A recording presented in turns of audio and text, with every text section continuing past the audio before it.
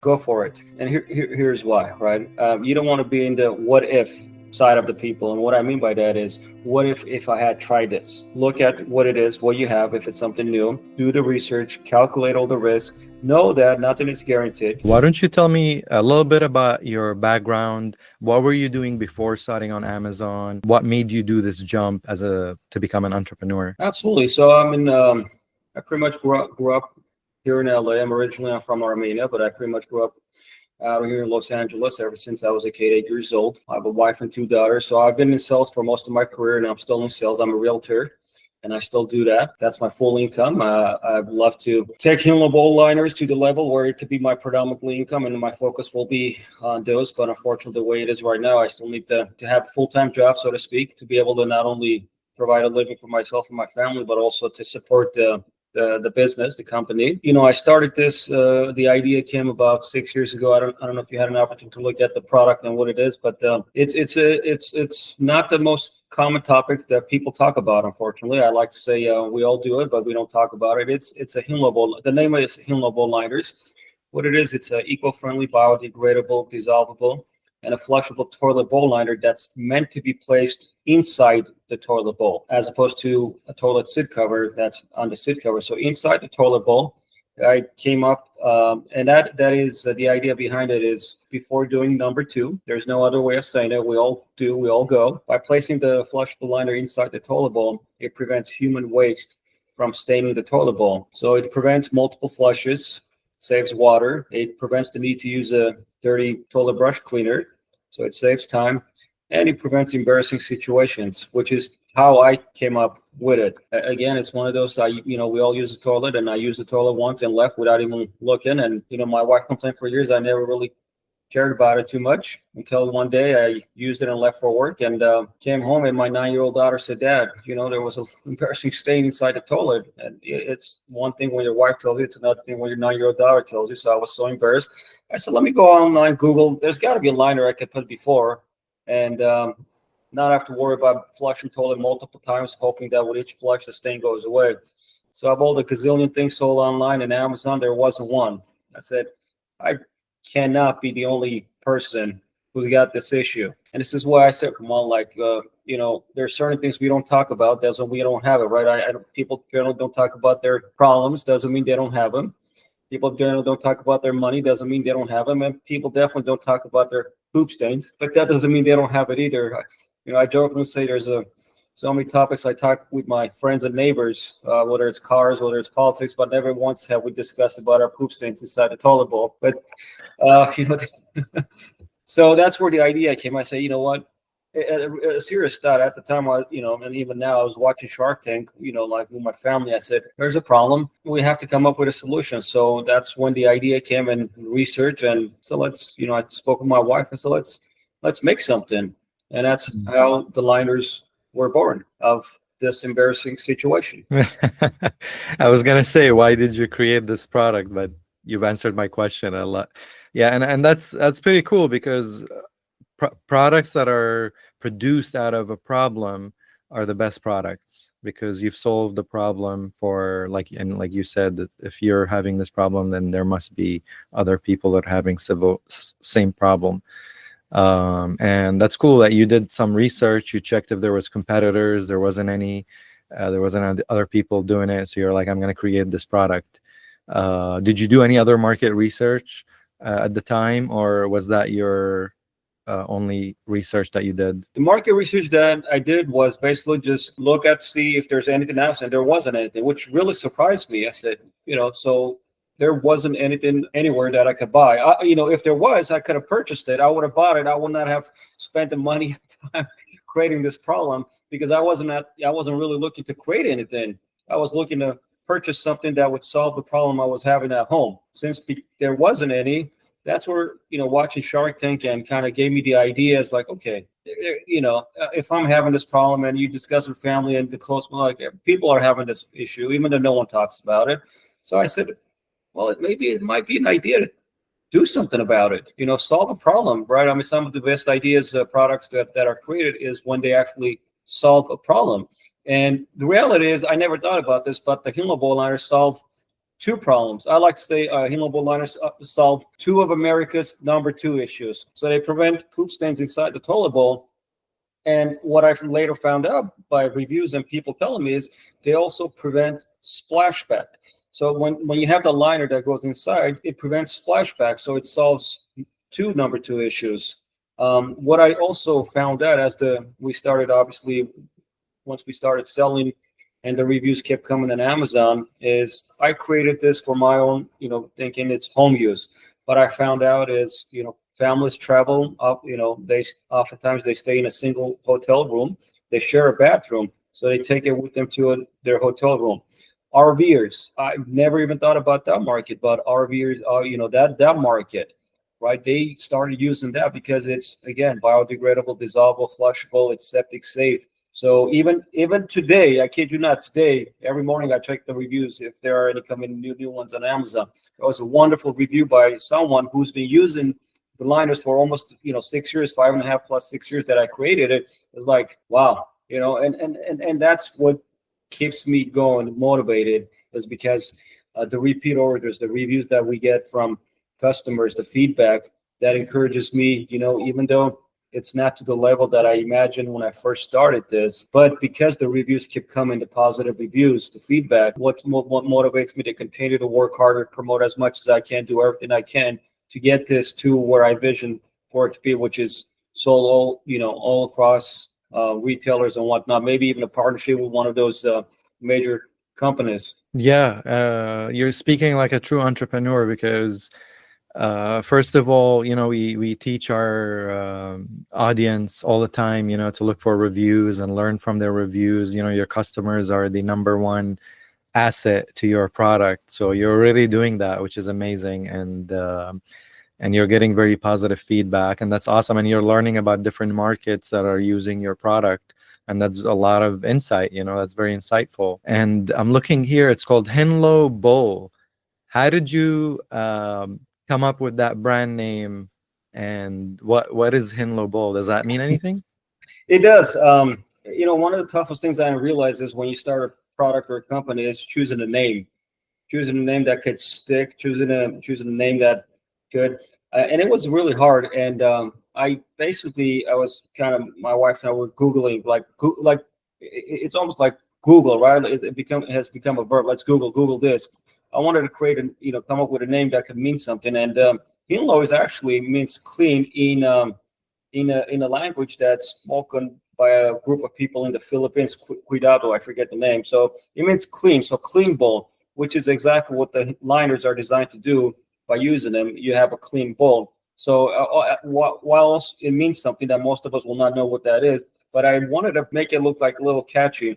And in fact, over the years, as I've told many people, friends and coworkers and whatnot, it's become, I'm going to go, all right, it's time for my Hinlow. I'm going to go do a Hinlow, so it was, how was your Hinlow, kind of like, so it's slowly, it's great to hear people using it. And every time they're saying Hinlow has become synonymous with number two while using my product. So it's, that was part of the goal, is to be, have a little bit of a catchy name, and people could start using it and get that brand known. Were you using the product before launching it on Amazon? Was that? Funny you said it. I actually, yes, because when before committing all this time and money to actually creating the mold, creating, obviously inventory, I wanted to make sure it was effective. It was doing what it was designed to do. It was solving the problem.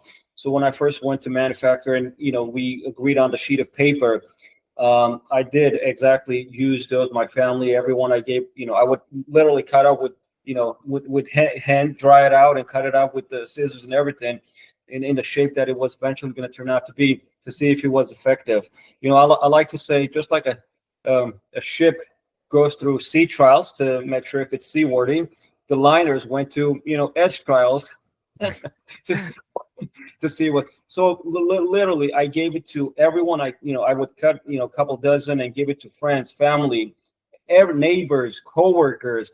The hardest part was giving to women, females, is because, like, with the guys, you could talk to them and tell them. And I was pretty upfront, like, this is what this is the product I'm trying to do. But before I commit time and energy and resources. I want to see if it's effective. So I gave it out to as many people as I could, and I told them for what purpose it was, and I would appreciate their feedback. And I even printed out at the same time a little questionnaire about how effective it was. Does it flush? Does it do everything? Does it prevent all those stuff? Based on all those research and feedback, months and months of feedback, and once we determined, yes, it's effective, it's solvent, it's doing exactly what it's designed to do, it was like, okay, now my wife and I, what do we do? It does what we wanted to do. It's like, okay, this is our chance to, become entrepreneurs and provide the best that we can for our kids. So, yeah. I love that. I've never talked to someone who's done the research the way you did it. You did it really I think a lot of people are in a rush of creating a business. To you, it almost happened organically because it was you're solving a problem, and then you start doing field research within your community, friends, family, coworkers, and you found a lot of positive feedback. I'm guessing that you've made some changes to the product since you've initially created it and made some improvements to it. Surprisingly, no, we haven't. Oh, okay. We haven't. We started from scratch, literally, the paper. We first started with my family. We felt that it was the right size, and based on that original drawing, which I have, the original drawing, hoping one day it's going to go into Smithsonian. But, based on that drawing, I created a mold kind of in cardboard box and draw it out and started cutting and passing it out. And you're right. We would have made it improvements based on the feedback, because part of the question was, how is the size? Is it big? Is it small? Is it need to be bigger? So based on all those questions that we received from the feedback that we received from people, it was determined that it's actually the right size. There's no other changes that need to be made. The paper quality, we initially, before even giving it to friends and family, neighbors, and coworkers to try it out, as I mentioned, as we were trying it in my family, we actually changed the quality of the paper about 3 times before we started to settle down the paper. And the reason we did that is because the paper needed to be strong enough to take on the weight, the waste, and also at the same time still be flushable and dissolvable. So that actually went through trials. That actually went through a lab to make sure that the chemical, all that was the ideal weight. We don't want to make it too strong where it's not flushable, but at the same time, just the right quality paper to handle it and be able to be flushable, dissolvable, and break down in water and everything. So we had that, and so far, thankfully, it's been the same quality of paper. That is amazing. I have a few questions about that. So initially, you did your own prototype from home. Is that correct?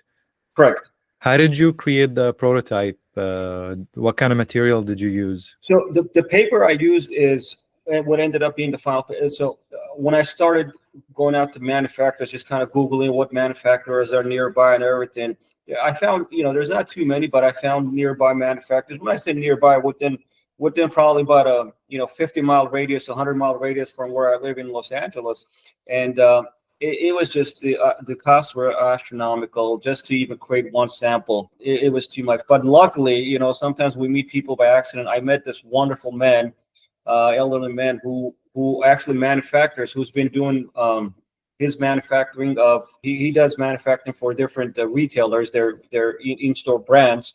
So he was using the paper for toilet seat cover, and he actually gave me, when I went and I approached him, and he basically has been a mentor to me. He encouraged me to get a test run. He actually gave me the spool of paper, which he would use in his business, in his line of work, to cut as toilet seat covers, to cut that in the shape of the healable liners and pass it out. What I did as a mold, basically I got a cardboard box, square cardboard box, and drew what I thought would be the ideal size, cut the cardboard, and then basically would draw the outline of the liner and then cut it by hand. So I guess to answer your question, Kamal, is the paper that he gave me is what he was using for liners. And then we ended up using that paper, but it turned out it's good enough for toilet seat cover, but not ideal for the toilet bowl liner, because it's, it immediately gets contact in water when placed. So we wanted stronger. And that's when we went through 3 other quality of papers. He was doing business already in China. He had been for the plus 40 years, 40, I should say. So he had all the contacts, and thankfully, it saved me a trip to China, not only money and time, and through his connections, he was able to get the quality of paper. And as the paper came, we would test it out. It wasn't strong enough, send it over, test it again. So we did that multiple times until the last and final one, the third time, as I guess the saying goes, third time is a try. After every time there were improvements, so the third time that came in, it ended up being the quality that we wanted. We tested first in-house, I like to say, with my family, and then we started passing out to friends, family, neighbors, and coworkers. Anybody, I came in contact, I knew a little bit, and through months of trials, it was determined that paper actually is best paper to go along with this perfect fit. Wow. That's pretty cool. So initially, you were looking for manufacturers in the LA Gray area. How did you do research? Was that through Google, or did you use like a specific website to search for manufacturers? Google seems to be the go-to engine. So I use Google. I use Google a lot, and I get a lot of information.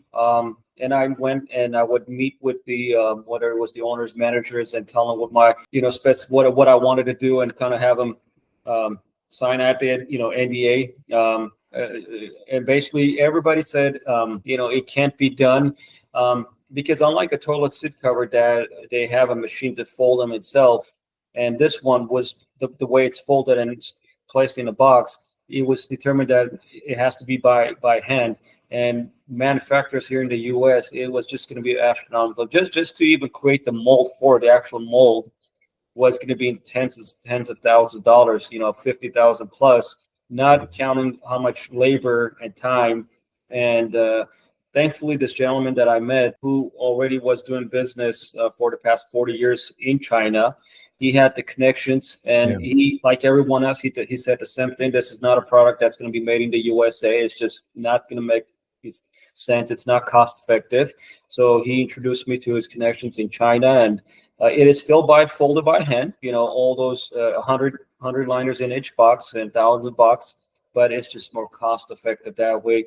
The cost of the mold was a fraction of what it would have cost to have that mold produced over here. I'm just definitely thankful for that man to this day, and his, even today, my inventory is in his warehouse, and he hasn't taken any penny from me. So that's a story I will tell everybody who will hear, is how there are still in this world, there are still people, strangers, who come into your life who want to help you, and who want nothing in return. They just want the success. They see a young family, and he kind of reminded him of his struggles, and it's kind of like, he's like, you know what, I'm going to help you as much as I can. And to this day, he's still helping me. That's really wonderful. And I'm curious to how you met him. Did you meet him through your search for manufacturers? Was he one of the manufacturers that you, seeked, or was he through like an acquaintance, or you met him randomly? How did you actually meet him? It's again randomly, just like the other manufacturers that I Googled and found out the addresses, and went and called them and made an appointment and went to meet with him and tell him basically my story, what I was looking to do, what I was looking to create. The other ones pretty much for the most part turned me down. The ones who didn't turn me down, the prices were so high and it just didn't make sense. This gentleman, same thing. I called him, I made an appointment through Google, I found him. It's like, okay, this is something that's probably not going to be, because he also he has a big warehouse that he manufactures many things here in the States in his warehouse, but this is one of those products that he said has to be in China to be cost effective, to make sense. And then that's when when I told him, and he said it could be something. It's going to be tough because it's new. But he encouraged me. He actually, as I mentioned, gave me the spool of paper at no charge. Basically says, cut all the samples that you want. You definitely want to get this sample tested. And he introduced me to his lawyer to get the tagline and patent that I wanted to get, and all that, and guiding me pretty much to every step to start and create a business. And he was my go-to guy every time I went back to him and said the quality of paper is not handling what it's designed to do. And he would connect with his people in China and ask them to send a different quality of paper, and paper would come in. He even paid for the shipping costs. He never took a penny from me. Like the shipping costs, it wasn't a lot, but what I meant a lot, it wasn't a huge paper, but it's still, even if it's $50, right? I mean, it's just like he wouldn't even accept anything. So that means a lot to me. And again, to this day, I'm thankful and grateful. But yeah, I found him just out of nowhere, Google, and was able to build up that relationship with him. And that is really amazing. And honestly, God bless people like that in the world that want to help other people. And he became like a coach or a mentor, a business mentor for you through this journey. So that's really wonderful. I mean, not a lot of people come across that way. If you don't mind me asking, I would like to ask a little bit now about like cost and some specifics in manufacturing. How much did it cost you to create the mold? So at the time, so the first mold that we created was almost 6 years ago. It was close to $5,000. Okay. $5,000, which over here, the minimum that anybody told me would cost to create here in the U.S. would be about $50,000. So 5,000 was, big 90%, less than what anybody was telling me over here. And how much was it to manufacture the first samples? Because you did few rounds of samples. How much did those roughly cost you to create? So actually, I created a first order of 5,000 units, 5,000 healable liner boxes. In every box, in each box, there's 100 liners. So right off the bat, I wanted 5,000. Once we settled on the quality of paper after the couple of test runs, which, it was, that was the first step. And each box at the time was roughly about unit cost per box was about $2.50. So $2.50 at the time we were selling the healable liners because the new product to get people $7.99. So you take what Amazon would take at about 53%, and then it wasn't designed to make any money. It was designed to get the people to be aware of the product. So that's the first one was about $250, first 5,000. $250 for the first 5,000. And how much was the couple runs of samples? Did they charge you anything for that? No, I'm sure they did to this gentleman who helped me. I don't think they sent him those papers for free.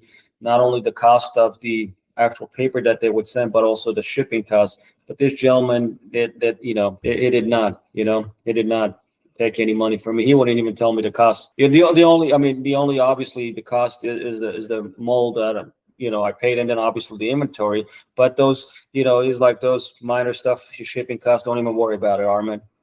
So I don't know how much exactly that cost. Yeah, that's wonderful. Did you pay shipping cost for the 5,000 units? I did. Yes, I did. And even that was at a reduced cost because he timed it where he was receiving products from China in a container. So basically the units that I received was, took up a certain part of a container, and he even divided by. So, I just paid for that cost. So, I mean, he did everything he can to save me as much money as he can. And there's no doubt in my mind that I believe that to this day, he has not made 1 cent out of me. In fact, not just that, I think he's lost money. He spent money for me from his own pocket. Wow, that's amazing. And I would like to dive into the packaging and design of the the box of the product. Did that include packaging? I'm guessing, right? The packaging and everything. It did include that, yes. Not the design. For the design, I went to a local company over here. Mm-hmm. A local company, and they did the packaging design and logo for you? Absolutely, yeah. I had an idea of what I wanted. I had an idea of what I wanted to look like and what it said. Some of the colors that I wanted, just playing around, drawing on my own. But obviously what I have is, amateur level compared to what people who do that for a living. So basically my wife and I, we went through a local company where we live. And again, everything's just Googling. You start first by asking friends and family to see if anybody knows. There was one person, and we went, it was a friend of a friend, but sometimes friend of a friend are not the most responsible people. And so I knew it was time to find someone else. And went and we told them what we wanted, what we have. And work with them and to create the packaging. Nice. Do you remember roughly how much it cost you to do that? The design itself, if I'm not mistaken, roughly $2,500, $2,300, something around there. Right? Yeah. And did that include the photos for the product, the images? No, he did not. The photos were taken by actually a co-worker at the time who was a photographer. For a hobby wise, he was a photographer, so he had a professional camera, and we used he did that. He took the photos. Nice. Did you have an LLC at the time? I didn't. So I opened this up as I was going along. So I opened it up as I was starting the business slowly, step by step. Did you set it up yourself? I went to the lawyer that my mentor was using. He had a relationship for over 30 plus years. So nice. And did they charge you anything to do it they for did. you? It's been a few years, but I because it wasn't just the LLC, it was the trademark which we have a trademark, inlawable, clean touchdown anytime. So that is a registered trademark. And at the time also, I was applying to get a patent for this product. So that cost a lot of money, close to probably $8,000. We ended up not getting the patent because it was through their research, it was determined this is not a novelty, even though it's not selling, but because someone had this idea back in 1960, in fact, multiple people in the 1960s, 70s, 50s, 80s in different countries, it will not qualify for a patent. But his office was half and half. It can and cannot. It's been so long. It ended up a couple of years in court and not getting the patent. But that's a good chunk of money was spent on lawyers for that purpose. So exactly how much I paid for LLC, how much I paid for trademark, how much I pay for patent. It's been a few years since for me to know, but most of it was on probably about 8,000 was spent on just the patent part. Lawyers on oh those. wow! So you spent $8,000 on a patent that didn't exactly go through. Yeah, wow. Yeah. But things like that happen, I guess. But it's good to know. What about barcodes? Do you remember how you got your barcode? Yeah, I do, and it's what is it? Bar. There's that company. I think if you register, it was for the most part. I want to say it was very inexpensive. You get some 10 barcodes for a couple of $100, I think it was, and since I only have one product, I needed only one. I've only used one. Yeah, it was a very inexpensive bar. I forget the name. They charge me every year. I get an annual automatic renewal, but I can't think of the name off the top of my head. Yeah, I mean, we use gs1.org and GS1. There you go. That's the one. Okay, that's the one. Yeah, GS1. I think most people go through that for Amazon, and it's about $30 for the barcode. Yeah, there you go. Uh-huh. All right, great. Well, let's see. First, do you remember how much the first shipment cost you? I just want to add up the startup cost real quick. So the first shipment was about 5,000 units, about 250. So it's $15,000, something about there. Something around that line, about $13,000. For that's with the production run, right? No, that's not first one, right? Exactly. We ordered 5,000 units. Yeah. So the shipping cost was included. Yeah. In the 12,500. Right, roughly, yeah. I know for the product itself was about maybe it was the ship in the container. Again, I think it was using about a quarter of the space in the container, so maybe it was a few $100s or $1,200. I forget exactly, but it wasn't. At the time, I believe if I remember, it was about $4,500 for a container, and the 5,000 units was utilizing about a quarter of the container, so it was about $1,000 or $1,200, something like that. Got it. Yeah, that makes sense. He was anyway shipping a whole container, and he was giving you some space in it. That's pretty cool. That's a good resource to have. Oh yeah. Are you still doing it that way, or are you now shipping directly to Amazon? No, I'm shipping it directly to Amazon. So what I'm doing, I have all the inventory over here, and every period, depending on the sales and what it is, I ship based on what Amazon suggests to their fulfillment centers. Got it. In fact, this morning I shipped a box. When I mean a box, each master carton they call. There's 48 tunable liners. So based on how much we're selling and what quantity is needed, I just print out the labels at home and take it to my local UPS and have it sent to Amazon, one of their fulfillment centers. Got it. That's right, because you store it at your friend's Yeah, warehouse, so you just exactly. go and you always have inventory. That's Yeah. amazing to have that. Oh Uh, yeah. because one of the things that you want to with Amazon is that you want to make sure you don't run out of inventory. So it's nice that you have access to it and you can just ship it right away. Yeah. Um, Amazing. Well, I would like to dive into was there any other major expenses that we did not discuss or didn't mention that you may remember? I think the major expenses, even before receiving the product, the inventory, was the startup cost when it comes to lawyers and patent and trademark. It Yeah. was the box design.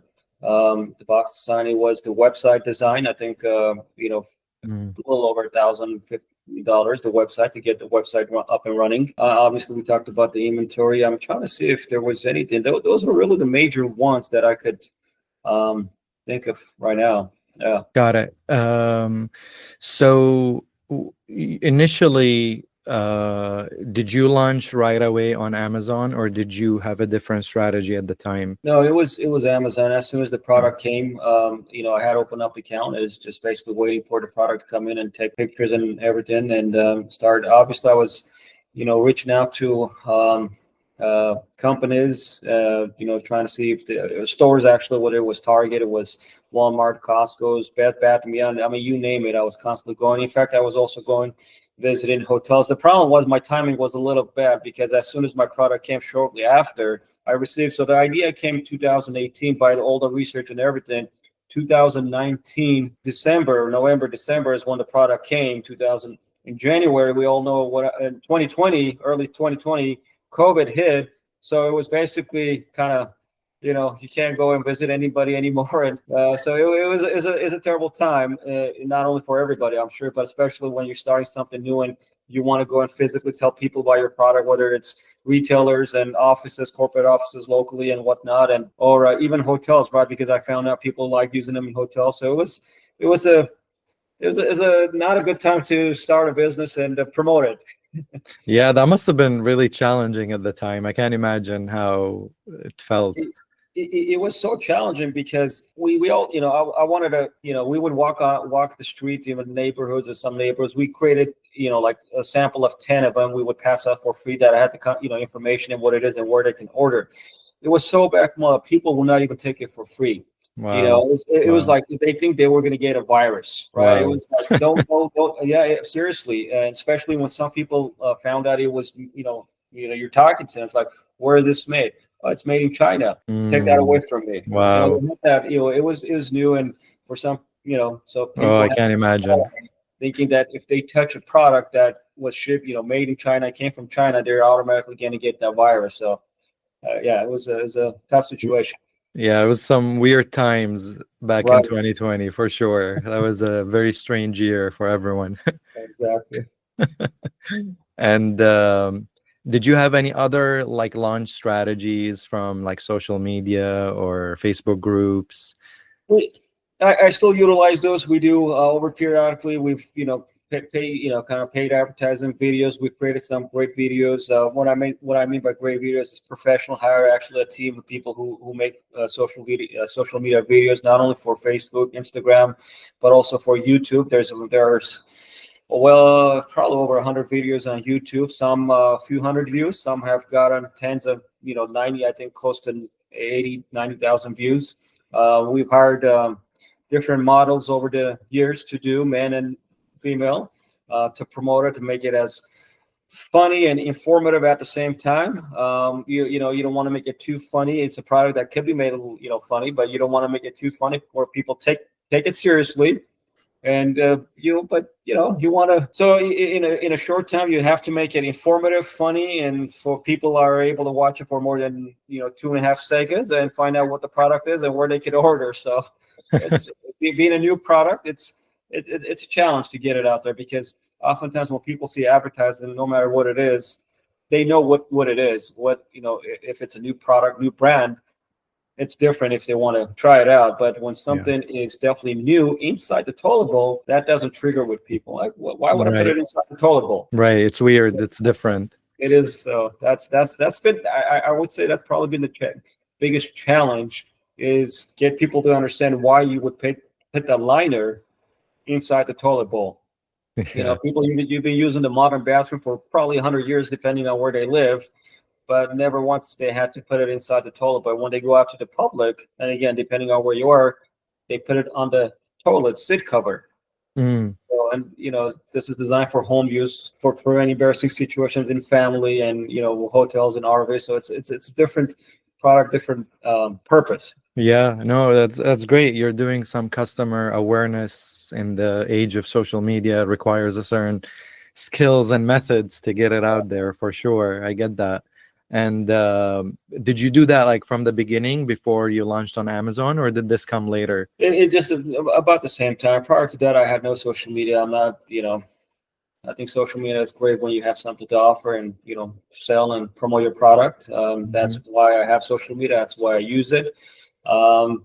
That's what I'll continue to use social media for. Yeah, no, I get it. And did you find the company from the beginning, to like you hired them to do all the social media ads for you?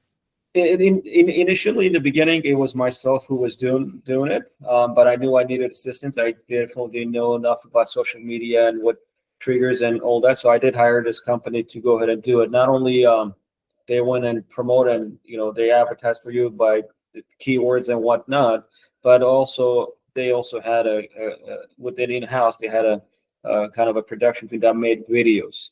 So we also invested money to make quality videos. So that way they could go ahead and post it. I guess the feedback was, if I'm going to spend so much money to promote on social medias, I want videos that are more than just, for me, well, making a video from my phone. I want it to be a little bit more professional. And that's part of what I did when I hired this company to promote Himlaboy liners on the social media, is we made several professional videos to go ahead and advertise on those platforms.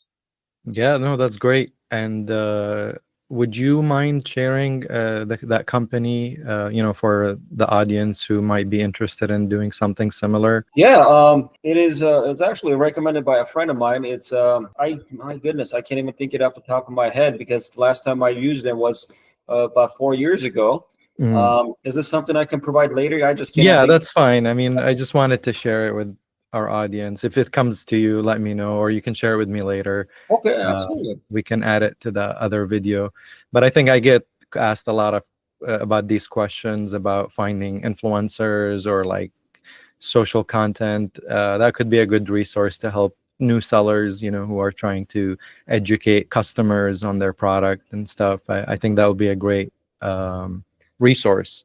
All right. Well, now I would like to dive into the sales. And how was your first maybe month of sales before? I know you've been selling for 5 years, but I'm sure you're gonna remember the first month of launching the product.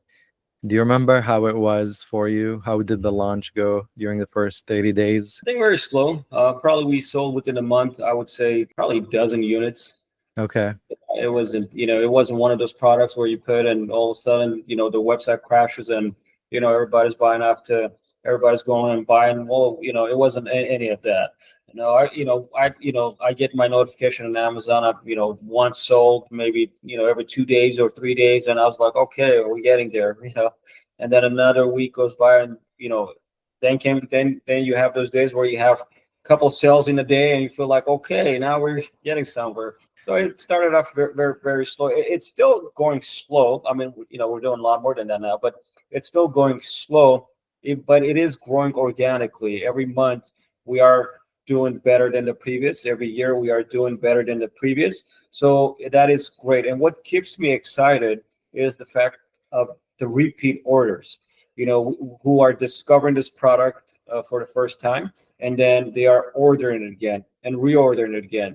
And it's interesting because I look at all those numbers, I look at all those data, and you have customers who may order every couple months, And I've had customers, I still do, who are ordering it every couple of years, right? It all depends on habit. How many people in the household? How frequently are you doing number two? Where are you doing your number two? If it's maybe away from home, you're probably not going to use it at work or wherever, if it's at home. But even the customers who are buying it after a year and a half, 2 years later, that tells me something. Well, 2 years later, they know the product, they liked it, they trust it, they're still ordering it.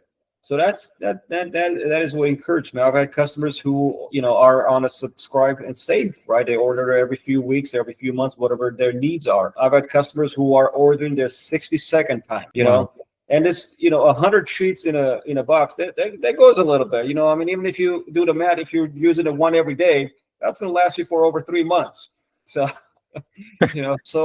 that's what encourages me. It's just the repeat orders, the feedback, the positive reviews. So that's what keeps me motivated. And even though, as I was saying, it's not the success that I envisioned when I first launched the product, thinking that I'm going to start getting this massive sales, but seeing those reviews come in and seeing how we are growing year after year, it's like, okay, I'm motivated. I'm going to work harder, continue to push this, and who knows? Yeah, for the audience who are listening, this is a listing that now is showing 281 reviews with 4.6-star reviews, and it has over 100 plus bought in the last month, which is showing very high organic sales.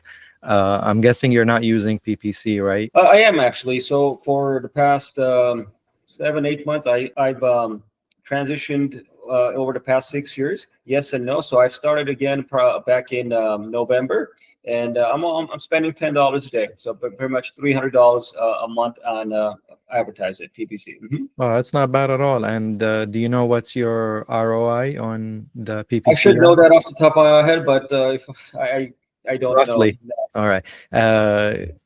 But that's amazing. I mean, you didn't depend on PPC the entire time. You were bringing it on and on. I know PPC is a big mountain to climb, because there's a lot to learn with PPC.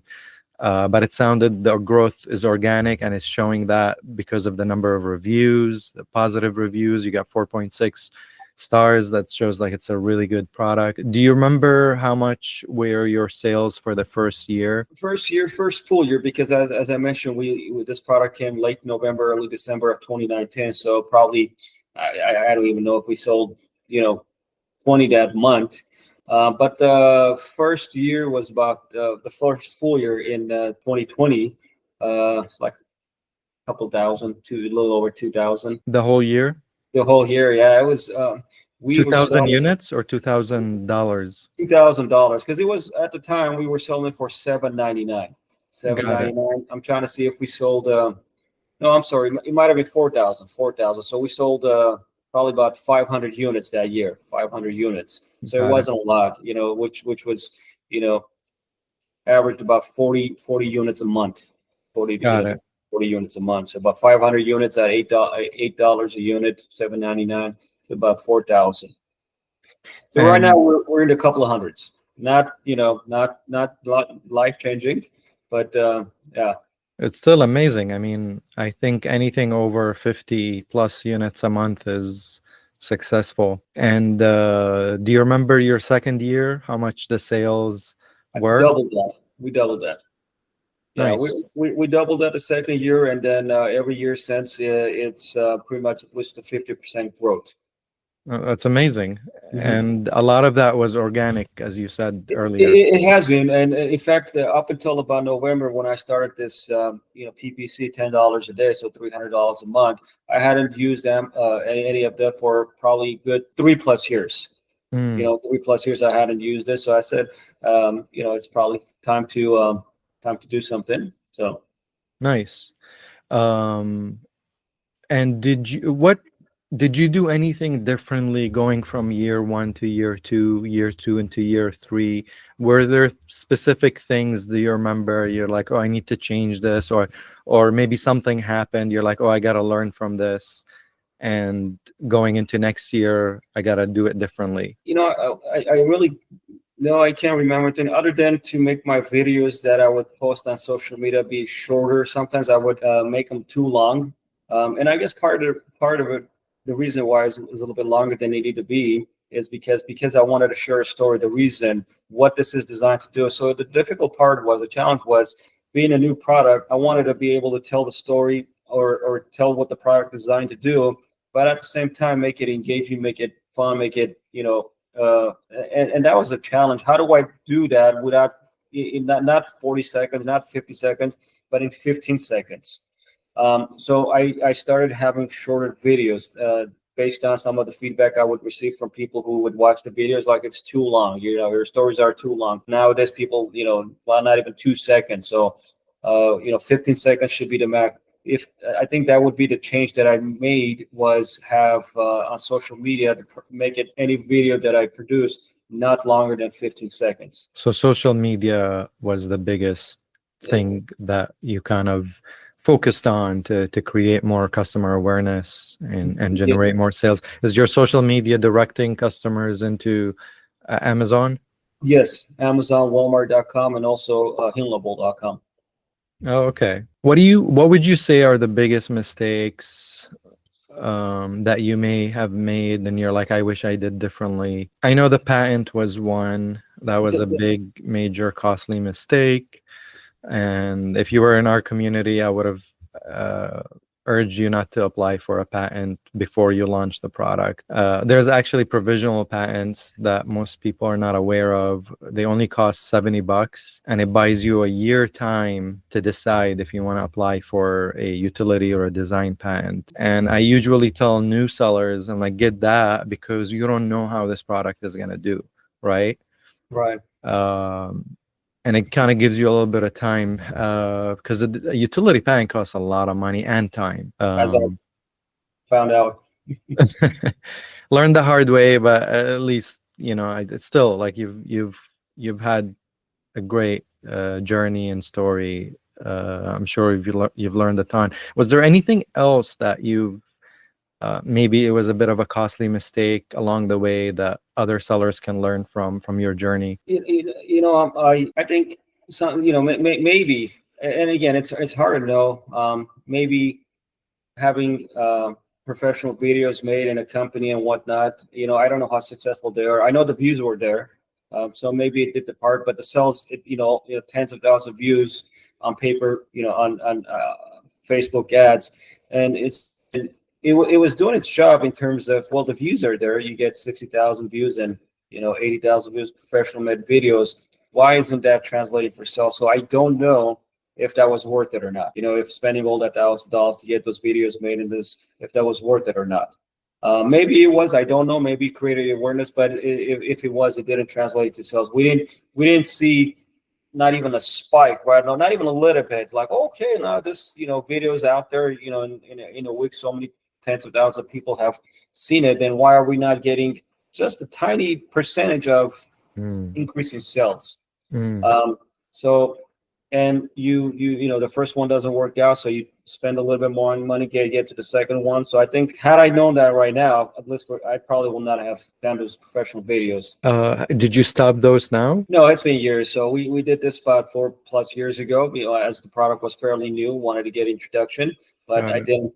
Since I didn't see any increase. And I think another thing I would say is, over the years, I've paid a couple of influencers, so to speak, to advertise this under social media. And those are influencers. I'm not saying they're, Kardashian, but they got a decent following, and based on their following is what they charge. But again, one of those, it just hasn't it hasn't meant any extra sales.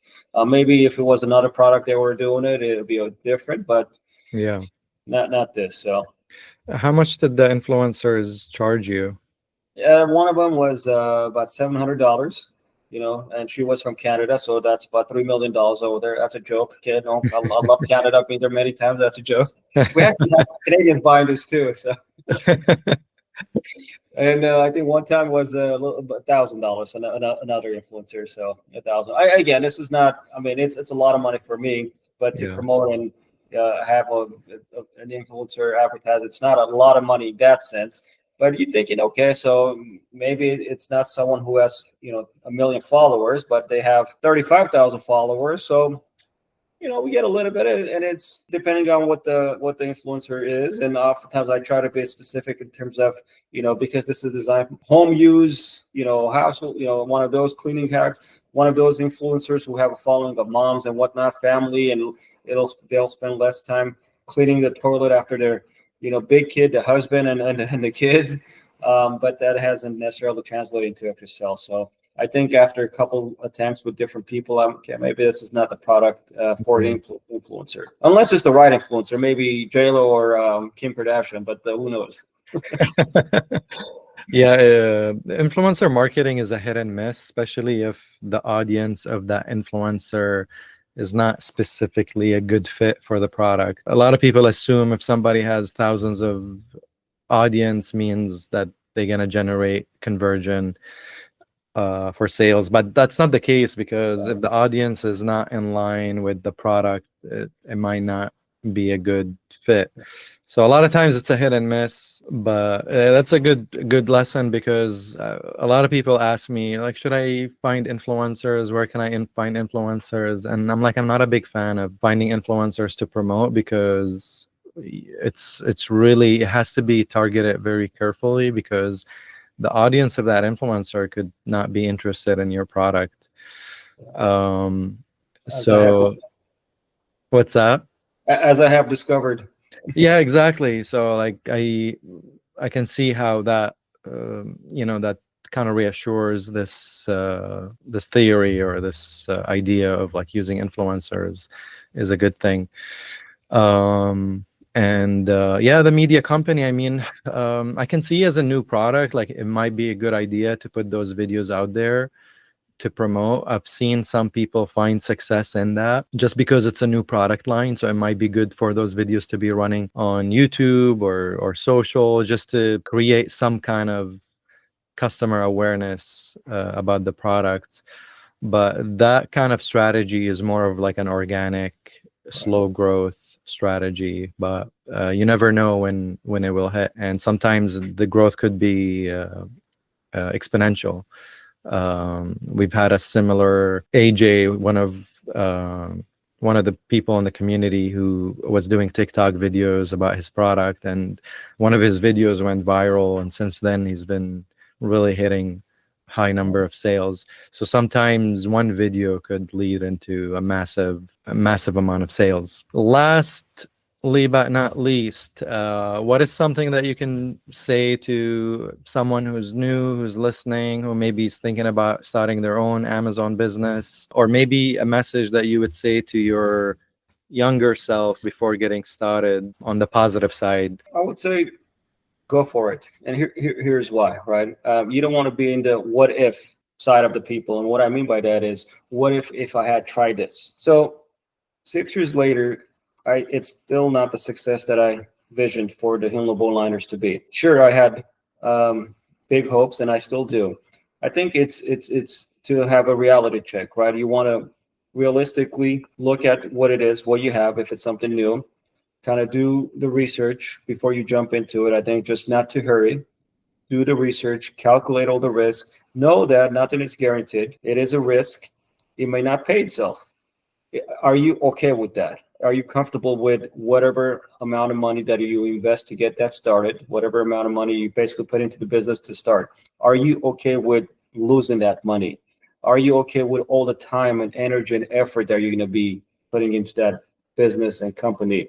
There's a trade-off, right? All that time you could have done something else. All that money you probably could have invested somewhere else. I mean, had I invested the money I invested into maybe the stock market, it could have been a different story.